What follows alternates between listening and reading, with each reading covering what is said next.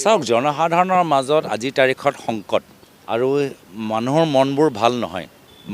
বাস্তৱ মানুহৰ আজিৰ তাৰিখত যে মনৰ যি চিন্তা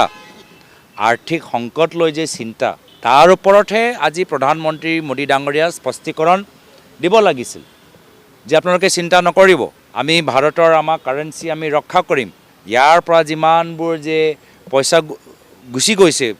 আন্তঃৰাষ্ট্ৰীয় বজাৰলৈ বিভিন্ন দেশৰ বজাৰলৈ আমি নিয়ন্ত্ৰণ কৰিম চাইনাৰ পৰা যে আমি ইম্পৰ্ট বছৰে বছৰে কৰি আছো আমি সেইখিনি কৰিম LPG গেছৰ দাম আমি কমাম মূল্য বৃদ্ধি নিয়ন্ত্ৰণ কৰিম 10 দিনৰ ভিতৰত হ'ব 18 দিনৰ ভিতৰত হ'ব যি কথা লৈ গোটেই ভাৰতবৰ্ষৰ চৰ্চা কৰি আছে সেই সম্পৰ্কত প্ৰধানমন্ত্ৰী মোদী ডাঙৰীয়া কোনো স্পষ্টীকৰণ নাই কোনো প্ৰতিক্ৰিয়া নাই আৰু কিমান LPG গেছ দাম বাঢ়িব আৰু কেতিয়া কমিব কেতিয়া পেট্ৰলৰ দাম কমিব তো এইবোৰ বিষয় হেতুৱে দুখ লাগে যে যি বিষয় লৈ ৰাইজে আজি শংকা কৰি আছে তাৰ ওপৰত বিজেপি দলে কোনো ধৰণৰ তেওঁলোকৰ পদক্ষেপ নাই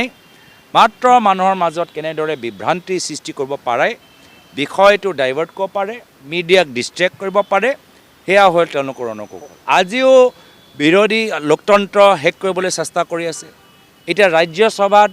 মনোনয়ন পত্ৰৰ ৰিটাৰ্নিং অফিচাৰজনে অভিযোগ বিজেপি দলৰ অভিযোগ অহাৰ পিছত এতিয়া তেওঁলোকে ৰখাই থলে আমি অসমৰ ভিতৰত কিমান ৰিটাৰ্নিং অফিচাৰসকলক বিজেপি বিৰুদ্ধে আমি প্ৰমাণ দিছিলোঁ কাৰ্বি আংলঙত বিজেপি এজনৰ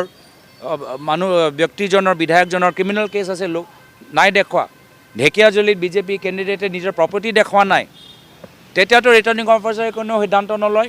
তেতিয়াতো ৰিটাৰ্নিং অফিচাৰৰ ওপৰত কোনো প্ৰশ্ন নহয়